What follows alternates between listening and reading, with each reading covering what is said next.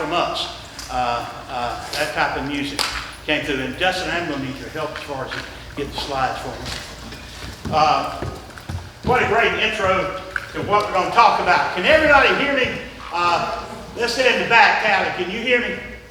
All right, I'm going to try not to stand there and let Justin, if you would, operate mic for me and go from that. We're going to talk about tonight Dillon County, but not when Dillon County was called Dillon County, but 30, 40 years before that, as you had people settling mainly in the areas around what is now Lakeview, somewhere in the areas around what is now Latta, and somewhere in the areas what is now Little Rock. Not very many people here. I don't know if y'all remember a lawyer that lived to be over 100 years old, Mr. Gordon McLaurin.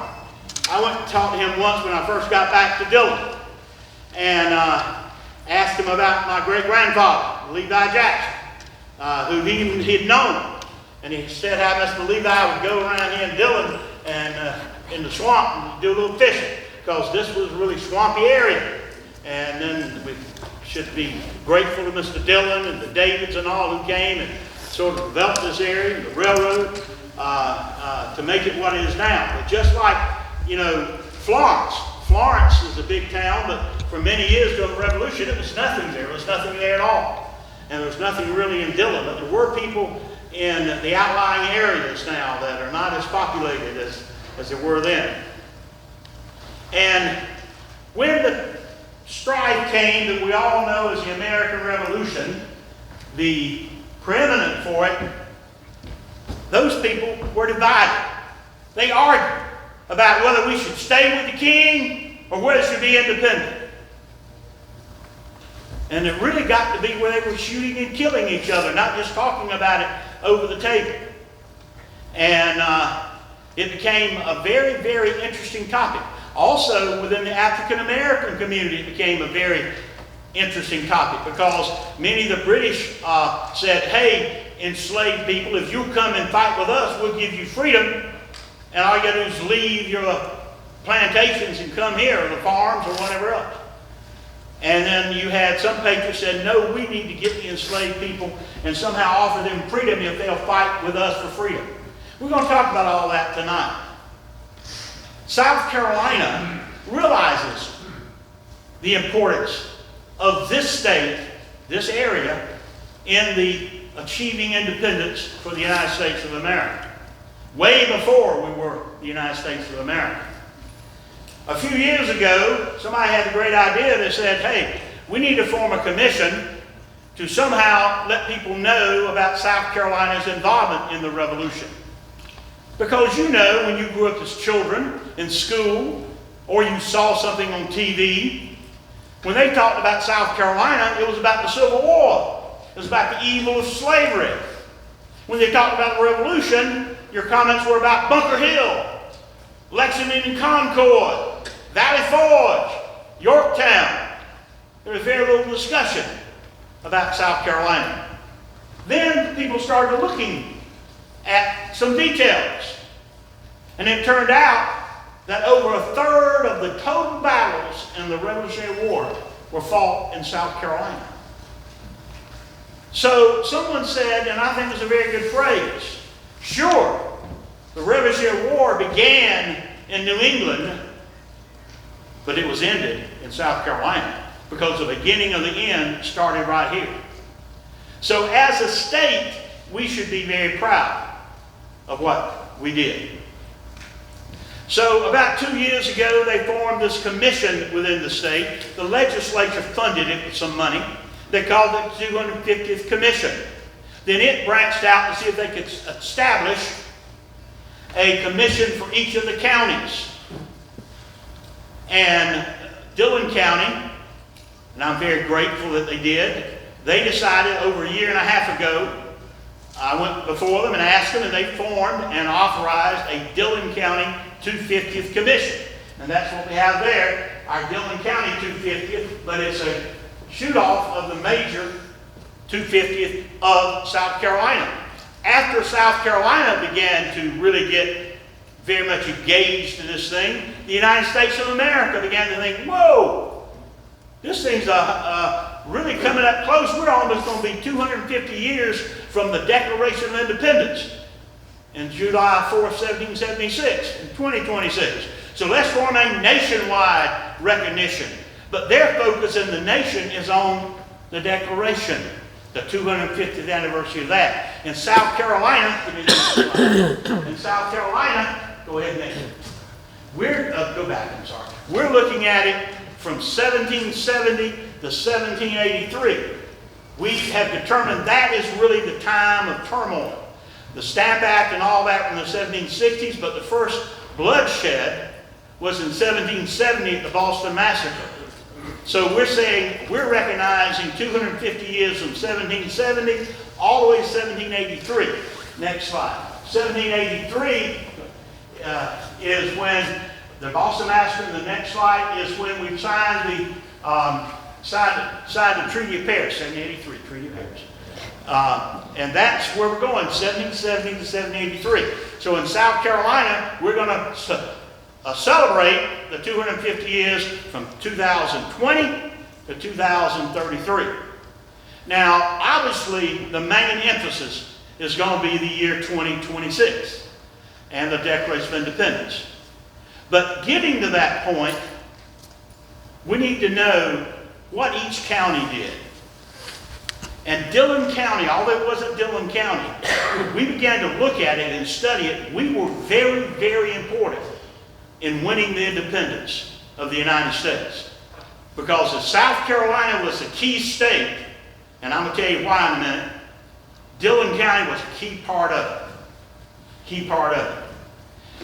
If we look back at the Revolution, and beginning in 1776, really beginning in 1775, the Battle of Lexington and Concord, and there was no declaration for a whole year. They fought for a whole year without any declaration at all. And then in June of 1776, once again, before there was any declaration, give me the next slide if you would. I want to see there. Before there was any declaration, but there was fighting going on between the colonies, and many of them still call themselves colonies. In fact, South Carolina, in March of 1776, once all the officials from Great Britain had left, the Chief Justice, the governor, all the other officials, we had to run the colony somehow, so we adopted a provisional constitution in March of 76, and in that constitution we said that we have to have a government while these hostilities are going on, but we hope things work out and we stay part of Great Britain. To show you that in March of 76, South Carolina still hoped, as most people in the colonies did, something would work out. And we would somehow stay part of Great Britain, but we would have our rights recognized more, our rights to tax people with our own colonies ourselves, our rights to have sort of autonomy within the colonies. But it didn't happen that way, unfortunately, for everybody. But fortunately for the United States. Well, in June of 76, Great Britain, seeing that provisional constitution, knowing that in South Carolina, in their view, there were many people who really felt like, hey, we want to be part of Great Britain. We're not for this independence movement. Yes, we want to get some rights done and maybe get something rectified with Great Britain, but we don't want to separate them. So Great Britain said, we'll send a fleet down there and we'll take Charleston and Fort Moultrie, and then we will basically bring everybody back into the fold, beginning with South Carolina. Well, it didn't go that way very good for the British. A lot of the people who had signed up for the militia, they decided to go out to Fort Moultrie on the coast and somehow man a fort against all those British ships coming in. They also wanted to put up some sort of fortification, so they put these logs up. And the only way we could find logs was cut down palmetto trees. They had no idea the palmetto trees have a cushion to them because they have a little space between the hardwood and the bark that make the cannonballs just bounce right off of them. And so the British bombarded, knowing they had to subdue Fort Moultrie before they could come into Charleston. They bombarded. They actually shot down the flag that William Moultrie, and by the way, it's not called Fort Moultrie then, it was Sullivan, but William Moultrie, who was the commander, had this flag indigo blue with a crescent or a gagne, which is the thing you wear around your neck when you were fighting a sword fight that you wouldn't get cut, and it had a crescent to it. He had a flag like that. It got knocked down. A guy named Jasper, a sergeant, ran up on top of the ramparts with the logs and put the flag back up. And so that's where we get the thought of the palmetto tree later on was put as part of our flag because what Jasper did that day on June the 28th, 1776. Well, the British didn't succeed in getting Charleston. They gave up after they ran out of cannonballs. They ran out, so we give up. They left. And so Charleston was secured. Now, and the majority of the people in this state were really at that time pro-British. They wanted to stay within the Empire of Great Britain. They became quiet because these patriot guys had gone down to the coast there, to the shore, and held off the British invasion. Now they felt like, hey man, we got to get quiet here because it looks like these guys are in charge.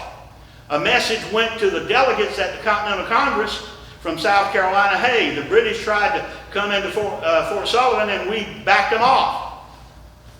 So now we're in charge.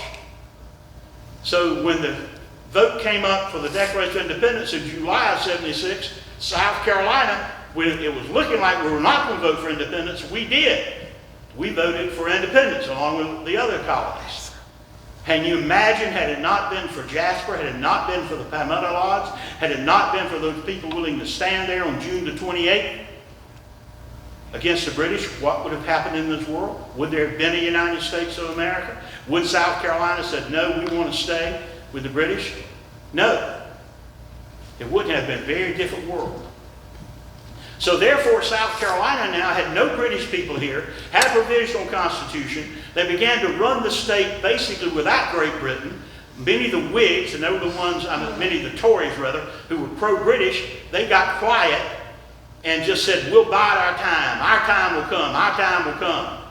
And you then having the Whigs, the Patriots, running the state. The court system, they formed a police system. They formed the legislature, the independent of the governor. They elected their own governor. They called him president, believe it or not.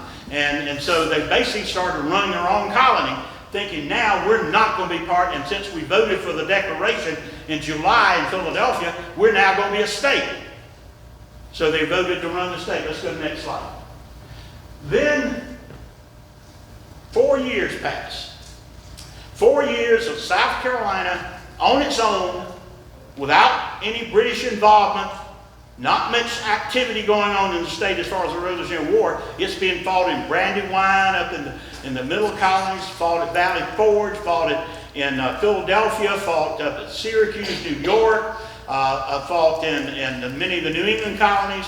But not much was going on in South Carolina other than the people were getting used. Were getting used to running their own state. Because in 1778, since we're now been a United States for 2 years, the Constitution revised and we basically put up a new Constitution for the state of South Carolina. So you had more and more people coming over to the interest of the fact we should be independent.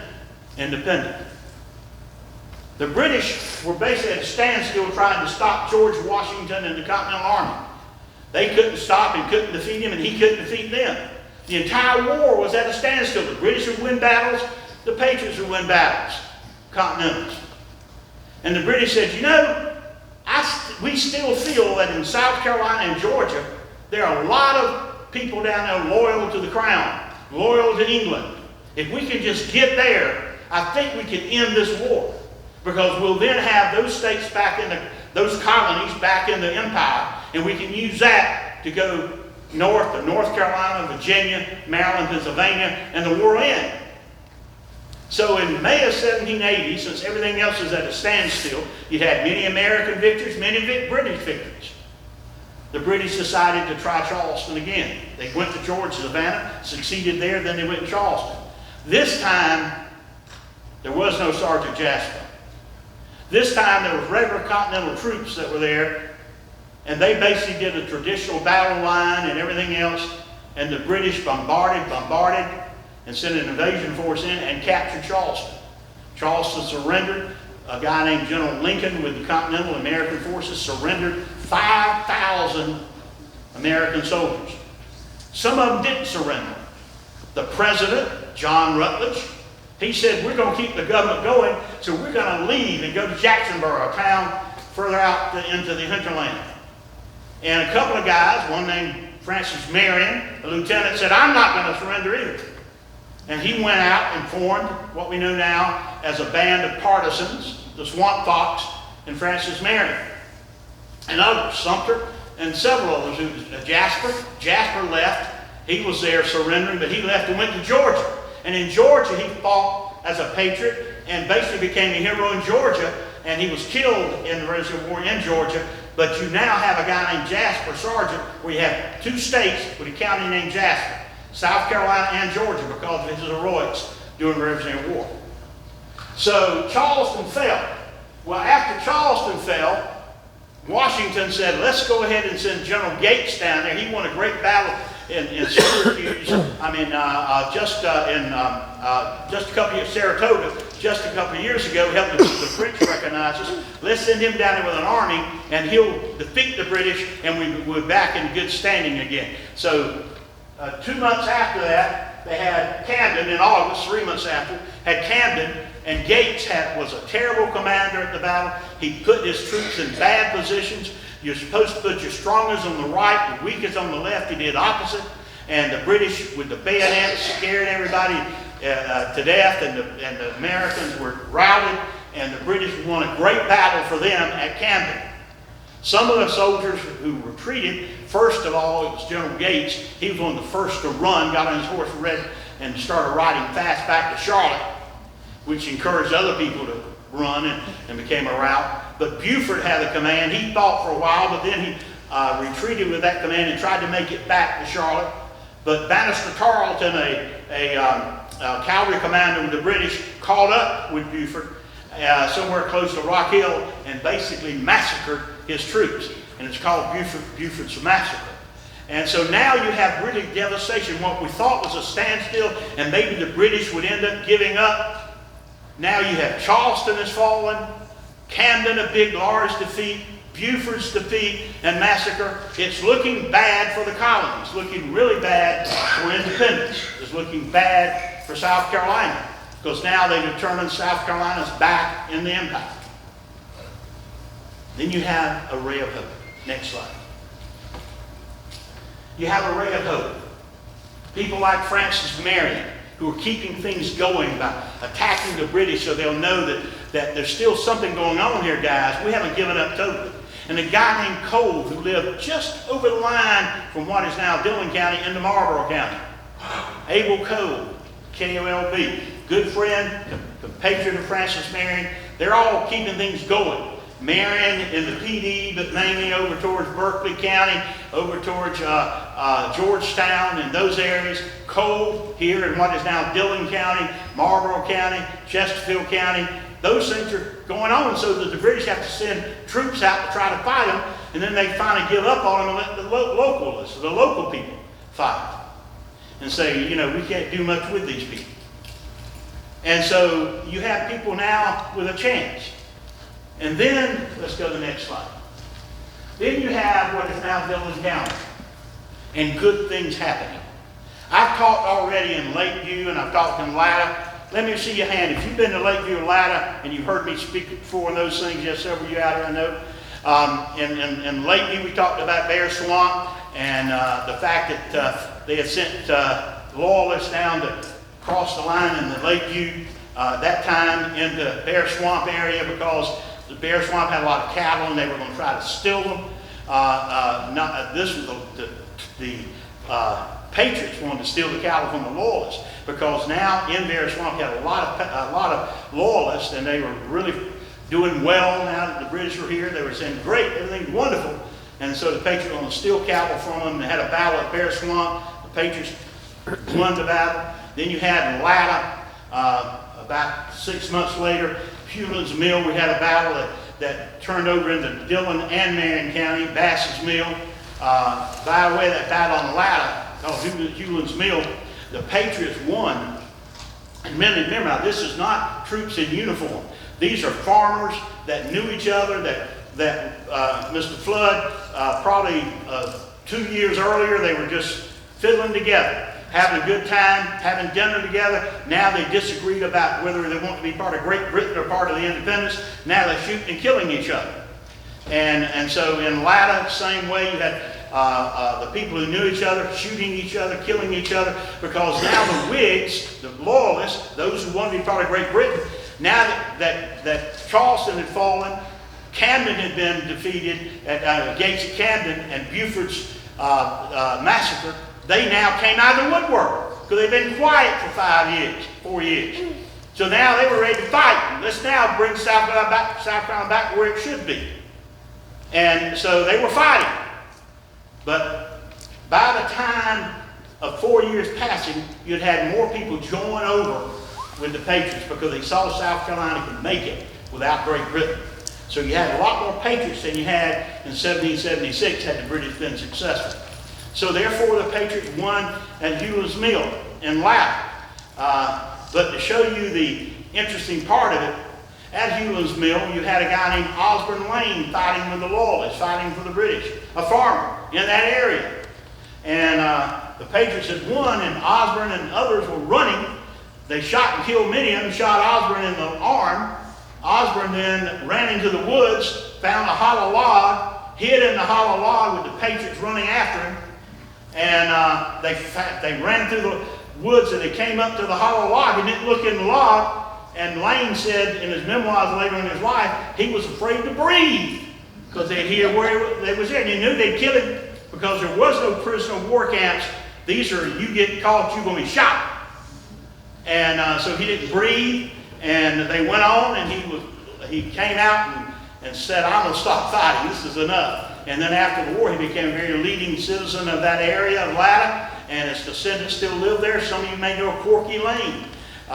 We had in Latta, we had a little reenactment. We had Corky, who lives in Latta, run up on the stage, hide in a log we'd made, and had two little colonials, young people dressed as colonials, running after him, and didn't find him. But to show you how you can connect with what really happened back then, we have to have living descendants, and I'm going to tell you about some of them in a minute, the Lanes for the Loyalists. But at Rouse's Ferry,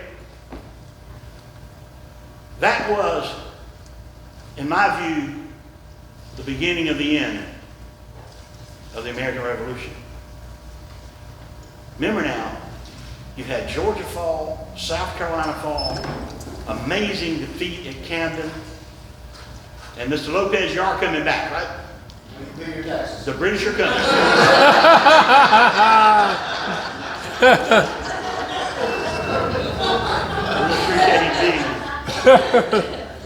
But you had Charleston, Georgia.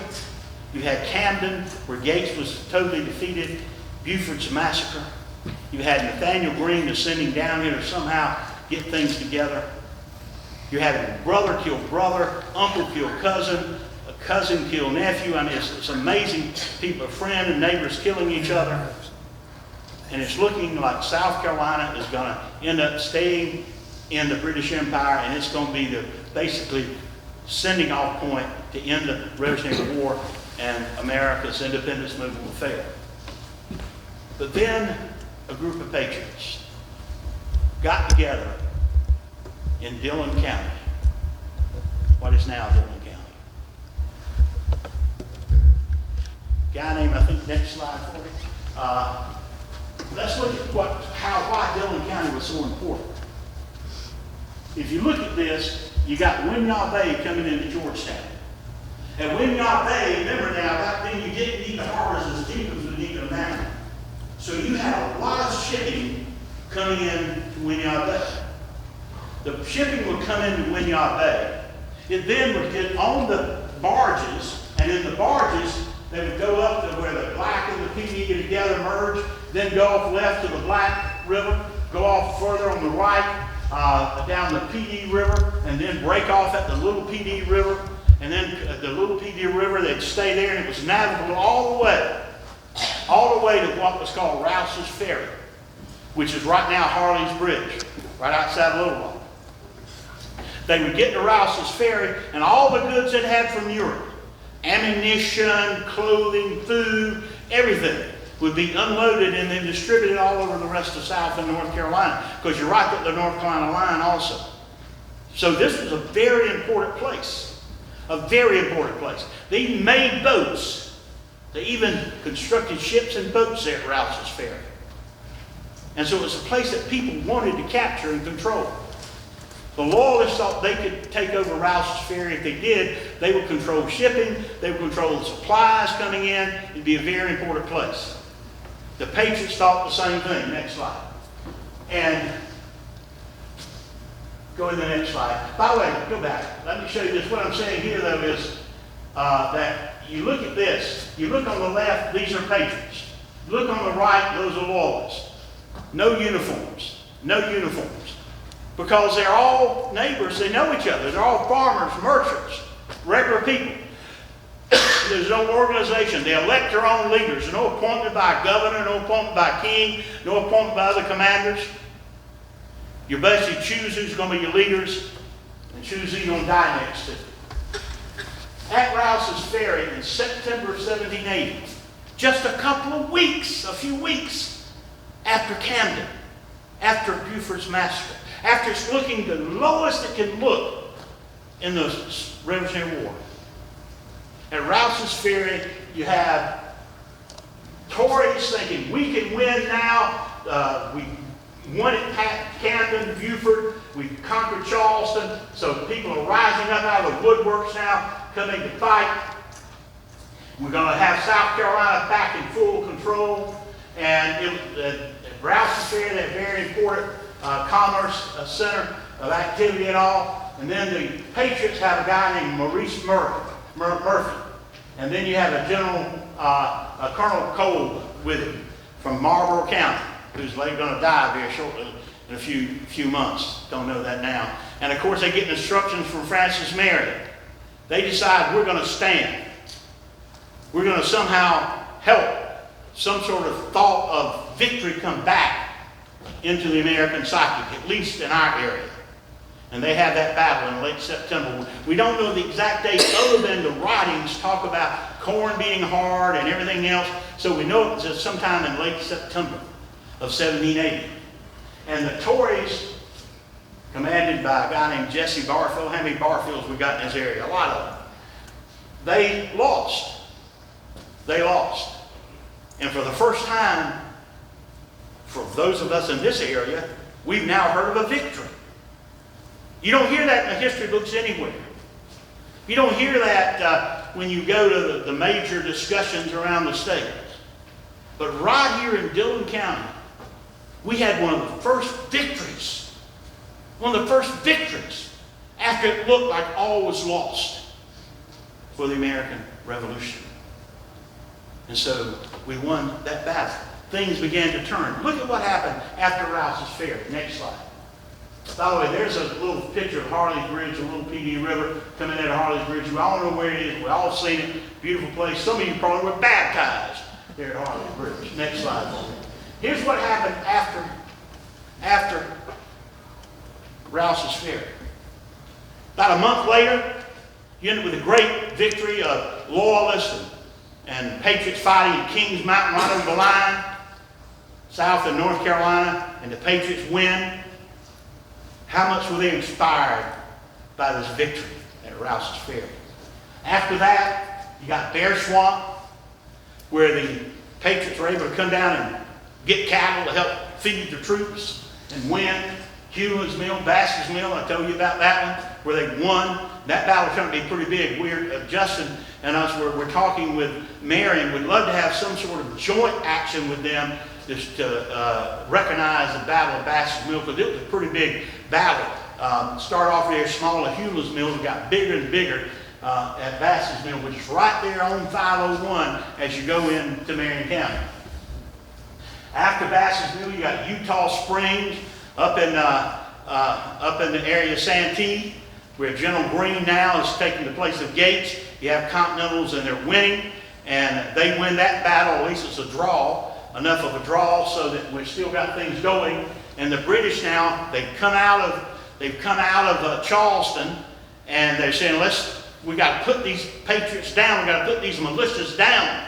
And so they come out and end up going all the way up into cow pens. And the cow pens, of course, in January of 1781, they lose a major battle. Instead of going back to Charleston, they decide, let's go on up into North Carolina. And they lose their Guilford Courthouse, at least have a tie.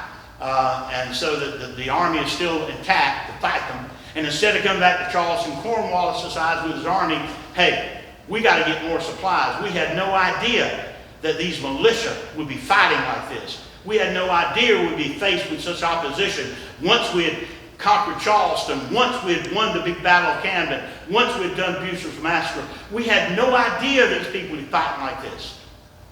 So he ends up going to Yorktown to try to get resupplied. There, though, he can't get resupplied because the Spanish Navy and the French Navy bottle up the harbor, so the British ships who've been down in the Bahamas and down in the Caribbean come back late, and they can't get into Yorktown to resupply Cornwallis.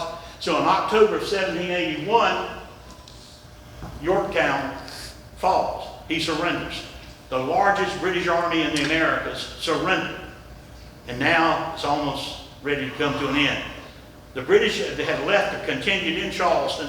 They stayed there until 1782. Had many skirmishes around Charleston. Many people still died. John Lawrence, I almost could have an evening about him and his efforts to free enslaved people, to fight for freedom.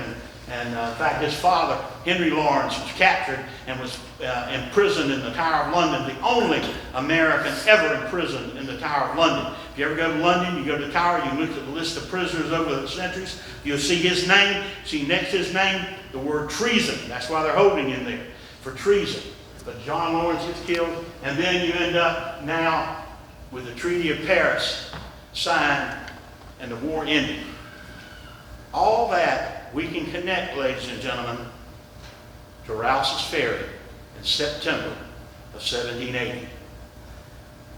Because without, in my view, some glimmer of hope, some glimmer something is going on that we can win, what would have happened? Would there have been a King's Mountain? Would there have been a cow pens? Who knows? But we do know that Dillon County, people in this area, fought and died and got a victory after everything looked like it was lost. Next slide for me there, Justin. Go back a couple of slides if you would. I want to show something there. I thought I had something, but I guess I lost it. But I wanted to show you Francis Marion and Kolb. I think it might be a slide or so back. I told you about Kolb, who lived right over the line in the Marlborough County. Then there was no lines, of course. It was the Liberty District. All of us was one big area. He was a colonel, very strong ally of Francis Marion, the Swamp Fox. He helped originate and basically organize many of the battles and victories. He was very much at Hewlin's Mill and basically thought after that battle that when that was over, that the Loyalists realized now they had no chance in South Carolina and maybe things would quieten down. He was wrong. They ended up gathering a group of people and went to his home. And there he's with his wife and children. And they said, if you don't come out, we're going to burn your house down with you and your wife and children in there. So he comes out, wife and children on the porch. As he walks out towards them, they shoot and murder him. So Kolb never gets to see the victory that he so ably deserved. Francis Marion wrote in his journal that he had to replace Kolb because he'd been killed in battle and that he was a great soldier and he was going to really be missed for what he did, Colonel Kolb. And then we look at what was going on also in this area of people battling. We know names like Bethea. Well, right after Rouse's Ferry, where you had William Bethea and John Bethea, John being the son of William, they were fighting. The Loyalists, after they lost the battle, they had heard that William Bethea had a lot of money in his home. So they go to his home and they say, we're going to kill you if you don't tell me where all that money is, all that treasure you got. He says, I'm not going to tell you. They torture him. They pour pitch tar over his head, trying to burn him. But he never would tell them. They finally realized he wasn't going to tell them, and he left him. But he was so disabled and hurt that he didn't live long after that. His son, John Bethea, when he came unto his father, said, "Father, I guarantee you I'm going to find all those people who did this to you, and I'm going to make them pay." He went on his own on a tirade to try to find these loyalists. He killed a couple of himself and found one or two, but when he found them, he was with the army, and he turned them over to the regular army. The war was almost over, and they found this one guy who had been there. This guy was a big, tall guy. And he tried to hang him himself because Bethea had a bridle there with his horse. He said, "I'm going to hang him." But the big, tall, heavy-set guy, he couldn't lift him up to hang him. So John Bethea said, what am I going to do? This big, tall guy, I can't lift him up to hang him. I've got his hands tied. I know what I'm going to do. I'm going to break his daggum knees. So with the butt of his musket, bam, bam, broke his knees and fell to his knees on the ground. And he could lift him up then because he couldn't stand on his feet and was able to hang him. And he hung him. After that, he was called Devil John Bethea. Devil John Bethea and his father are both buried, along with some others, here in Dillon County, out towards McLaurin Lake. If you go there, close where Dr. Vance and others live out there, the cemetery is right there. Is Miss Bethea still here where you live? Is that called Bethea Cemetery there? Sweat Swamp. It's called Sweat Swamp. And oh yeah, by the way, it was called Sweat Swamp Bethea's because it was called the Sweat Swamp during the Revolutionary War. But is Devil John's buried there and his father too, right? Both of them. And so we have Revolutionary War soldiers who were buried right here in Dillon County. That's only a couple. We have many more. We need to find those things. We need to highlight where they are. And so what we want to do in our committee that we formed in Dillon County, Dillon County 250th, is we want to basically make people aware of what happened here in what is now Dillon County. And I have, are you a sergeant, a captain, a major, just a regular private? Technically a sergeant. Okay, technical sergeant Lopez he's with a reenactment group. He's dressed up like a British soldier. Come up with me, Mr. Lopez, if you would. You know, you came here from Florence, right? Myrtle Beach. Myrtle Beach, all right. Came from the beach here. Come on up. Let's give that British guy a hand there. Mr. Flood, is it okay if I hit him over the head with the... Yeah, go ahead. But you were in that group, right? So you represent the British. Yes, we are Lord Cornwallis, his own regiment. We're basically the premier Crown Forces regiment for South Carolina, linked into the 250th. There's a dozen and a half or so of us. When we go all over the state doing these type of things, representing the committee. Reenactors, so we do a lot of living histories. We deal a lot with school children, so on and so forth. We do the battles. And just other things to keep, as we spoke, it caught me off guard. After the 4th of July, the rest of the world's going to pretty much think about South Carolina and the Southern Campaign as the war being over. But it did rain on for many, many years. And without South Carolina, the war wouldn't have actually even been won. All of the goods that South Carolina was producing helped to fuel the war cause. And so there's a lot going on behind the scenes other than just what the different militias did concerning the state. And by the way, I'm curious, before tonight, have you ever heard of Rouse's Ferry? I have. So does that word get around much? Have you heard of Hewlin's Mill or Bear Swamp? Once again, what happens is within what we do, the smaller communities don't get the spotlights that places like Charleston, Camden, defeat. They don't get the spotlight that defeat's got. We had a victory. Yes, you had a victory, and it's not necessarily overlooked, but the people seem to look at the bigger picture and don't realize how important the smaller ones were. And so as our organization, we try to kind of go and help everybody to get a broad picture of what we do in situations like this. Thank you. Now David Longacre is part of our committee. David, stand up if you would. David has contacted, is it Massey? Massey? Blaine Massey. Blaine Massey, who I know, David has contacted them, and we hope in September. What's our date right now, tentative, David? The 27th, it's the last Saturday. The last Saturday in September, we hope to have a reenactment of the Rouse's Ferry battle. I talked to Howard Carl. I think Howard's here tonight, is he? And is Joe Wade McDonald here? Joe Wade? Yes. Joe Wade, stand up for me. Joe Wade McDonald bought the land on the left-hand side if you come in from Little Rock, front at Harley's Bridge. Howard Carr owns the land on the right-hand side. We're going to be putting up a sign on the right-hand side, but Joe Wade owns the land on the left-hand side. A lot of open area, about 5, 6, 8, 9, 10, 20 acres. And Joe Wade, you've agreed to let us have the reenactment there on your land there, right there close to where the actual battle was, right? Yes, sir. Y'all heard him. Let's give him a hand. All right. There's where you're going to die, right on his land. And so we plan to have that reenactments. The first one's going to be the Rouse's Ferry because it's the first one on the line of the battles. We might try to do something at Bear Swamp. We can't even get enough of you people to help us get it going.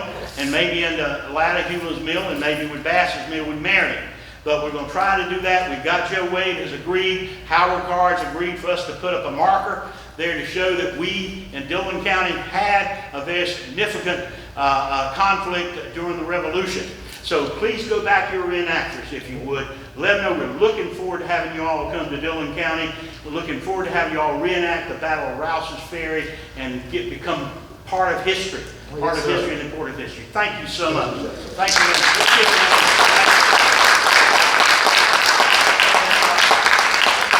We're also going to try to have little celebrations. We are now trying to plan with the county and with other officials, with the city, to somehow have a gathering. Johnny, do we have a date for that yet, or is that still up in the air? I didn't tell him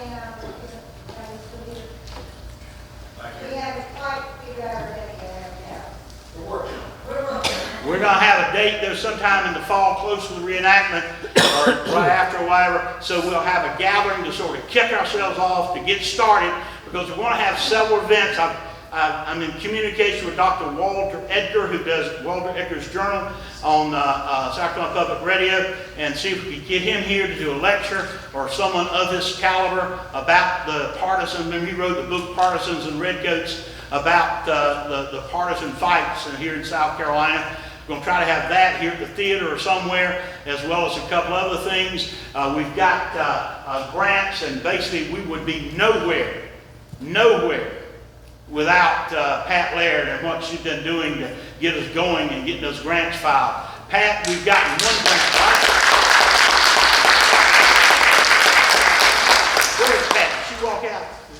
Yeah, Pat, there you are. Pat, we've gotten one grant and you're working on another one, right? We have one grant. We have some accommodations tax money from the county, and we'd like to thank the county for being our fiscal agent. Our county manager, Tim's right here. Tim, stand up. Tim is the one who got us approved this commitment. Thank you, Tim.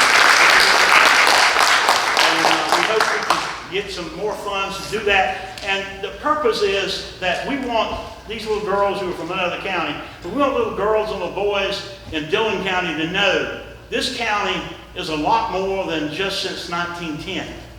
We were very much involved in achieving the freedom of the United States of America.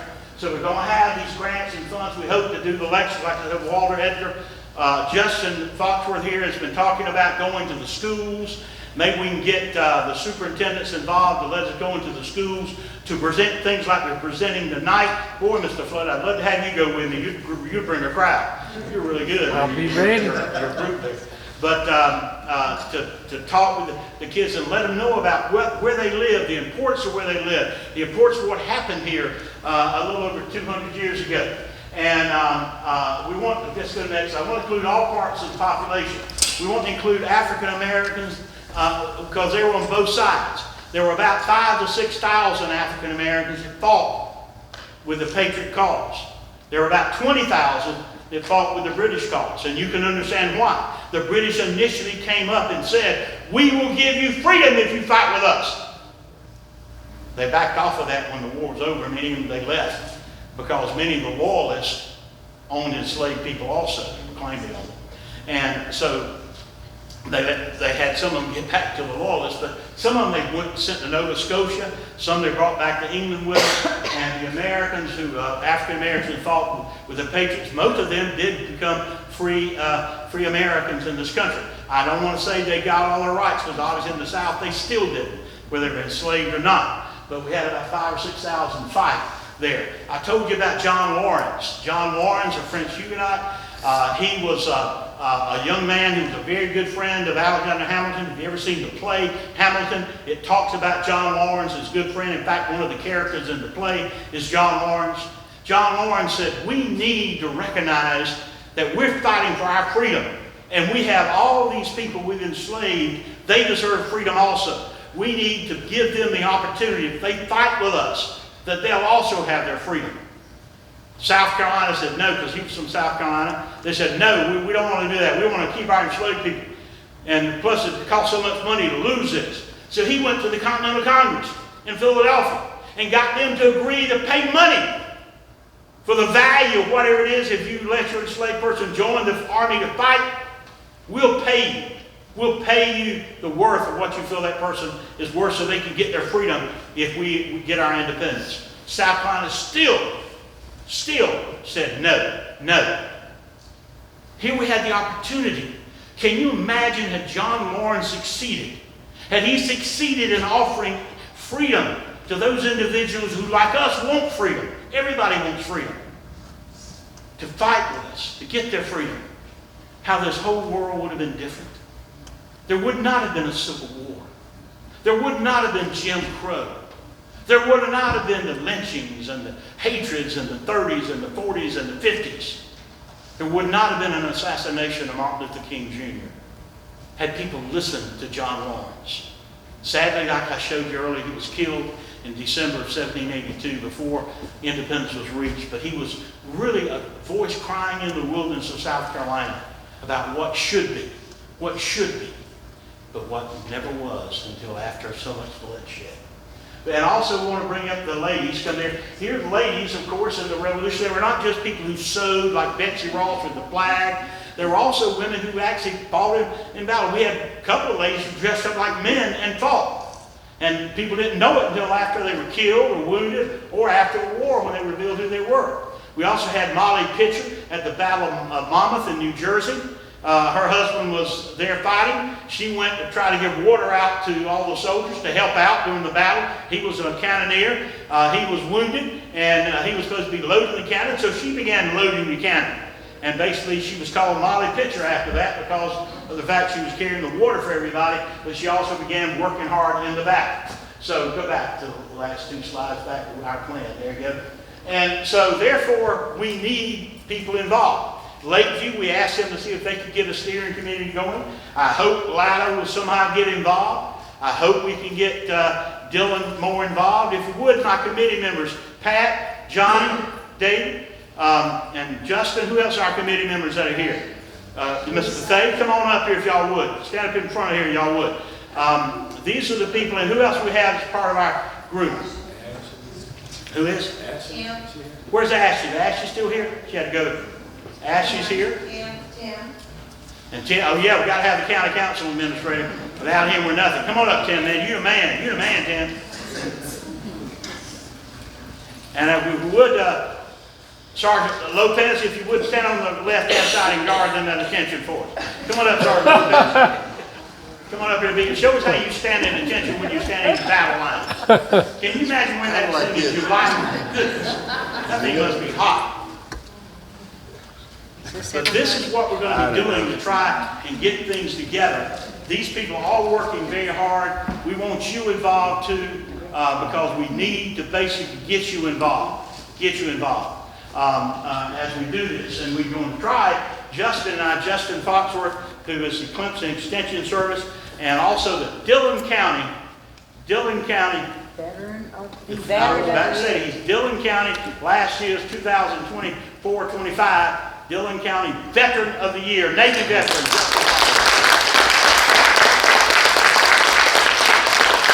And he runs the main slideshow too. By the way, I've done this thing in Lakeview Loud. I added a few more slides for us and Dylan here. But things have been different for me in the last few weeks. I might speak with a little bit of stutter, a little nervousness and all that, because I'm different right now. On April the 24th, I got married and my new bride is here tonight. Jennifer, stand up for me in the back. She didn't realize I got on stage. Jennifer, welcome to Dylan. She's been to Dylan 3 times. 2 of those times for coming to the theater here. So she feels everything centers around this theater. And by the way, you saw the Fiddling Floods. You saw what we're doing here. The other events that we put on with the Dillon County Theater. If you're not a member, if you don't send some money in to be a sponsor in certain levels of the Dillon County Theater, you've got to somehow feel bad. Because Dillon County, this is not the city of Dillon, it's the Dillon County Theater. And we want to do productions to keep the quality of life really high in our county. So please, Johnny, they can send in what, 50, 100, 25, 10, 30, $1?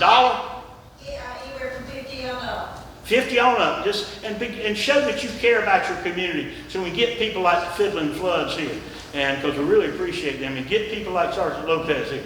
But the Dillon Theater really does good to host this thing tonight. You have other areas in the other parts of the county too. But we want this to be a county effort. We've got our mayor here, Callie McCall. Callie McCall is bringing he has a copy of the Declaration of Independence that he himself had and has been framed. Plus, we have with us who has, you have a copy, don't you, Donnie? Donnie Tyndall, who has a copy of an old Declaration of Independence. We're not sure exactly when it was, where it was, when it was signed, but we have a copy of that. So we're trying to find everything we can find about the history of our county and the artifacts that are here and the various other things we can find here in Dillon County. So, Mr. Mayor, aren't you going to support us if we need to somehow? Oh yeah, he is supporting us because we now have, he's agreed to let us use, as the city council has, the city council building over there on Railroad Avenue. We're going to, hopefully with David getting us Dillon County flags, Betsy Ross flags, we're going to have that as our center to somehow have people with brochures to get in there and go from that. Justin now has gotten everything ready to go to put our first marker up. Tell us about that marker you're going to do, Justin. So we have a Rouse's Ferry sign that we're going to put up. Every site we're going to have a sign, but since Rouse's Ferry was first, we have everything set up for Rouse's Ferry. So we're finishing up the digital design now, thanks to South Carolina 250. Thanks to Pat Lara for helping me get that set up. It was kind of difficult, but we're in the process of getting that set up now. So hopefully you can come out to the unveiling. You know, remember what it reads, that's a great sentence we have there. And it says something about that here at Rouse's Ferry, have you got it there, you think? I can pull it up. See if he can pull it. There's a great way we worded that thing. When people see that sign, what they'll see and know about Dillon County. James, those signs also will be connected to there'll be a QR code that when people come Yes, to see you'll have a this. QR code, and I'm going to write more about the battle itself, so you'll be able to get more in detail about the battle. But the sign, it will say that Rouse's Ferry, and it'll have basically a barge like you would have at the ferry at that time with a lot of local people on it, but it appears like they're all patriots. But local patriot militia defeated loyalist militia at Rouse's Ferry near this site on the Little PD River in September of 1780. Coming after the massive patriot defeat at Camden the previous month, this victory gave new hope to the cause for independence. Ladies and gentlemen, this victory fought in your county. Next slide. So let's get together and let's somehow be together and let's do something to let people know how important Dillon County was to the freedom, to the independence of the United States of America. Thank you very much, everybody.